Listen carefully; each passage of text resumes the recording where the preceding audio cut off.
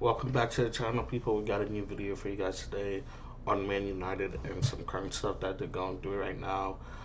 Today they did crash out of the Carabao Cup against Spurs, and then the other day they lost when they won against Man City in the Manchester Derby. There was some interesting stuff that came out of there because one, Marcus Rashford and Garnacho weren't part of the squad, but Garnacho was there today, and then Rashford also had some interesting quotes today. So we're just gonna basically talk about the game, and then Rashford's quotes and stuff like that. But yeah, let's get straight into it. I feel like every time I watch Man United, they could never play a normal game, and that was mostly the MO under Ten Hag. And I haven't really been watching under Amarin, but today I had time to watch it and stuff like that. And man, I kind of feel really bad for this guy, and at the same time, I kind of don't. But the guy just does not have the players he needs to implement his tactics the way he wants to, and I feel bad for him in that way. But I also like that he's still being aggressive with his style, and he's trying to coach his style into the players, unlike what Ten Hag did a couple years ago. And I thought when Ten Hag said that I can't teach them the Ajax way, I thought that was the end for him. And I love that when Amrin came in, he said, "No, we're gonna do it my way. That way, next year when we come back with brand new players and stuff like that, then we don't have to work over. We can just continue from what we were doing and continue building on from there instead of having to start over in a new different style and stuff like that." And I thought that was a brilliant way to say. And to be fair to him, I think all his interviews have been great. He seems to be well spoken. That's something that Ten Hag lacked, in my opinion. But yeah, today, he did rotate the squad today, from what I've seen. Their starting lineup was Rasmus Højlund, Bruno Fernandes, Anthony. Anthony probably wouldn't usually start, would probably be Ahmad. And then you have Victor Lindelof in there, who would probably be Maguire on most days. And then Lenny Euro. I think Lenny Euro's been playing. I'm not too sure. I know he just came back from injury, but yeah, a couple key starters in there, and then also Ericsson was brought in. But yeah, you can see that he rotated part of the squad, and some of these players, like, you kind of have to give them the leash to kind of see them fail, because if you don't give them that chance, I feel like he doesn't owe it to them because the players, they're 13th at the end of the day. But I do like that he is giving them that chance and being fair to them. But yeah, today's Spurs basically dominated United. You see, you got two goals by Dominic Solanke. Kulusevski, I've been watching this guy since his Juventus days, especially when Ronaldo was there, and there was like a period of time where the team needed like a spark, and then when he started playing, you saw that spark that he had. Uh, I I have to be honest, I did not see that he was gonna be a midfielder, but I love the what Ench has been doing with him. He seems to be getting back into that form that he did when he first got with Spurs, and I love it for them. I feel like Spurs didn't play too bad today, but they did concede a lot of dumb goals, mostly because of their goalkeeper. That situation needs to improve. Obviously, their goalkeeper is injured, and nothing they can do about that. So, but yeah, Jed Spence, another good guy I said good guy, another guy that had a good game today. I thought he was very influential in this game. But yeah, I like what I saw from Ange. That he kind of tweaked the tactics a little bit just to go against United. So you kind of see him starting to learn and improve in certain things that where he was failing. But yeah, this game was just a story of two horrendous goalkeepers playing in games that they have no business playing. Some of these goals that Bayender let in, I don't know how. The Sun goal, I don't know what he's doing, because one, he was to track the ball correctly, and two, he's just way too far out, and then he's trying to retreat his steps, and it's unfortunately too late, and the ball goes in. Fraser Foster basically gave United two free goals. Let me see who scored. The Xerxes one he gave away. The Ahmad Diallo goal he gave away. And then the Johnny Evans, we can give him a pass on that one. But basically, two free goals given away by both sides. But yeah, you got to give credit to Spurs for even winning this game, being in a semi. They're now heading towards a semi-final, and we might actually get to see a North London Derby final. So that should be very interesting. Uh, Arteta going for his second trophy, and Ange going for his first trophy. And if Spurs won this trophy, it would be the first one since 2008, which is insane to say. But yeah, like I said, United, like I know United fans are probably gonna be very pissed at the performances, but guys, like I would take the good and run with it. The bad, I would just throw it away because these are not Emirates players. These are Some of these players are not going to be there next year, and that's all I really have to say about that. They basically need to do what Chelsea did and do a massive clear out. They probably should be able to keep like five players for the most. Ahmed Diallo, Bruno maybe, Lenny Euro, Lissandro maybe, and Kobe Mainu, and then Maguire maybe, and Ugarte. And Onana, that's a question mark there. Depending on if he wants a new, what to call a new goalkeeper, then he should be able to go for it. But what he definitely needs to do is prioritize the attack, and then go back to the center back area and make sure that his midfield is compact and stuff like that. But outside of that, yeah, like I said, uh, like if I was a United fan, I would just take the good and run with it, and the bad, I would just throw it away. But yeah, this game, this game was so chaotic and it went back to, it went. I said back to back. It was basically like a basketball game today, and there was a point in the end of the game where you just saw Spurs dominating everything that they were doing. I said Spurs that where United was starting to come back, and it looked like Spurs were going to do the Spursy thing and lose this game, but they came back. I said came back. They held on to their lead, scored another goal, and won this game. So credit to Spurs. United, tough luck, tough luck. Uh, like I did say, this wasn't the only news that I wanted to talk about. We got Marcus Rashford here today, and he basically came out after the rumors that United were ready to sell him, and then he said he's basically ready for a new challenge. And Amorim responded to Rashford saying, "He is right. We have a new challenge. Uh, we have here a new challenge, the biggest in football. While we're in a difficult situation, and he hopes all his players are ready." And then he continued on, United need a big talent, and he's a big talent, so he just needs to perform at the highest levels, and that's my focus. He says, I just want to help Marcus. We are better with Marcus. I will try to help different things to push Marcus to his best levels he showed in the past. This is Chelsea stuff. I'm trying to do some other quotes that he spoke.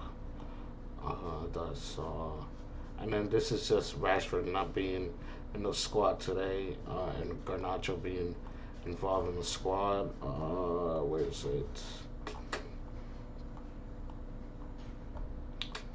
Uh, he said it's a hard situation to comment on. If I give a lot of importance to it, it'll have the big headlines in the papers, and if I say it's not a problem, then my stands are getting low. So I will deal with that, and I understand that. Uh, that's Jesus Garnacho. That's Mount.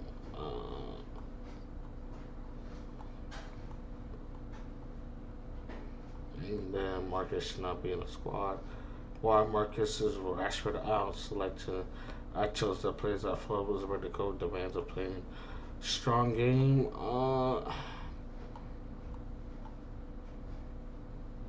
Yeah, that seems to be all he said about Rashford. But like I've been saying this whole video, he seems to be very well spoken, and that's something that's very important to be a manager, in my opinion.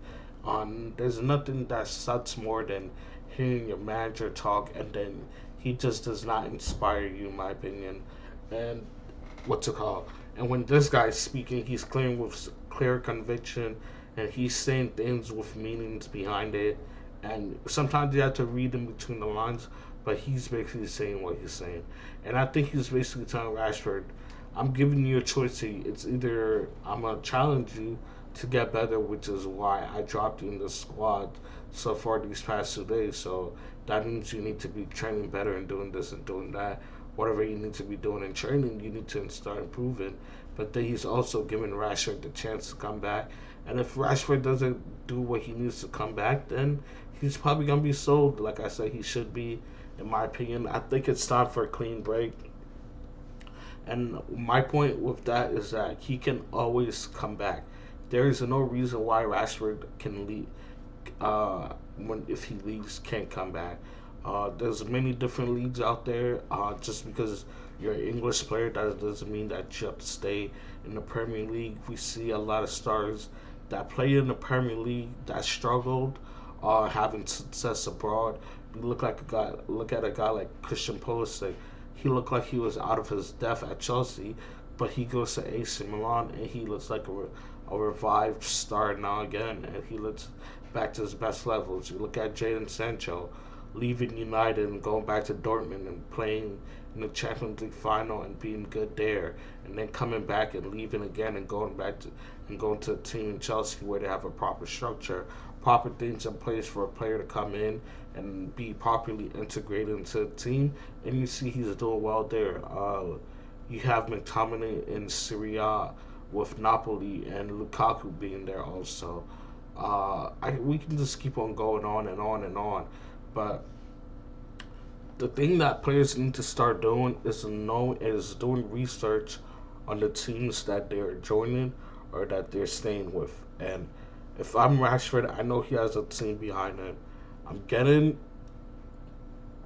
I'm getting a list of all the top teams in Europe. Let's just say the ones that are in the Champions League, right? And you want to say some teams are in the Europa League, but they're a big team and they're just playing there for some reason because they had off season last year. I'm getting all those teams right, and I'm cross referencing. I'm looking at how the manager plays. If he plays good football, if there's an opening in the squad for the left wing position, if there is, if they have a good left back that plays behind them, if they have a good midfield, I'm looking at all these things and I'm checking the box. And if he finds a team that has all these boxes checked out and the city's good to live in and they can afford him and can pay him a good wage, then I'm telling United, here, can I please go here? Uh, and if that's what I will be doing, because players need to start picking their team correctly, and we see how when a player doesn't do that and how bad it can hurt their career, and sometimes you don't get a second chance.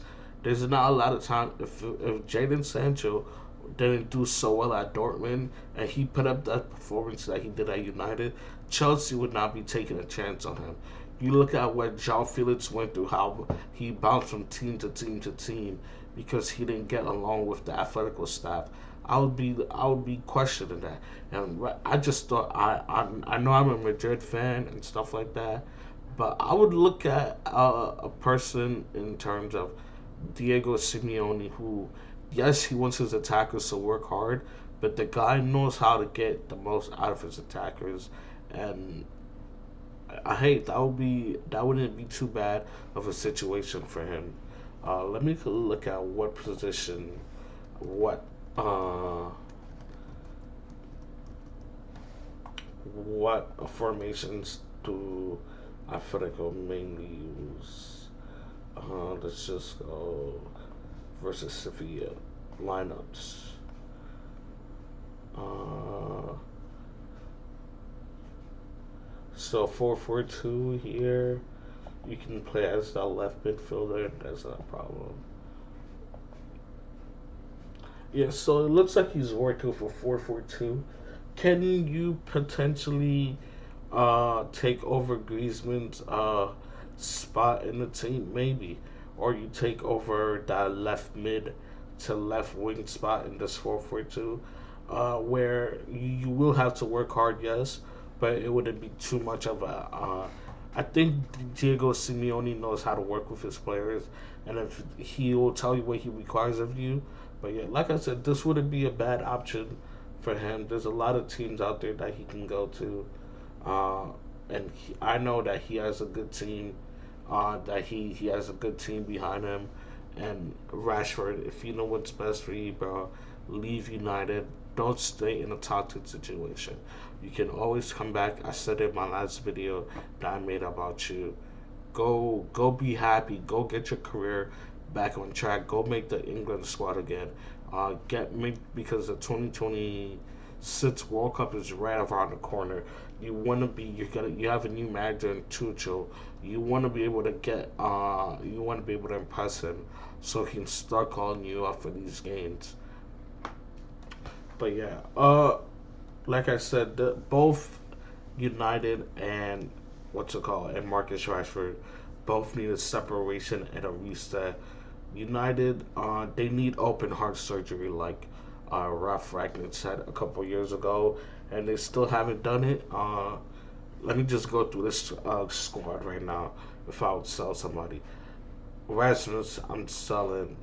You know what? You can keep Rasmus as a backup. Anthony sell. Ericsson sell. Victor Lindelof sell. Bayender sell. Bruno maybe keep. Mazraoui keep. Dallo I'll probably sell because he's not that great of a wing back, especially for this formation.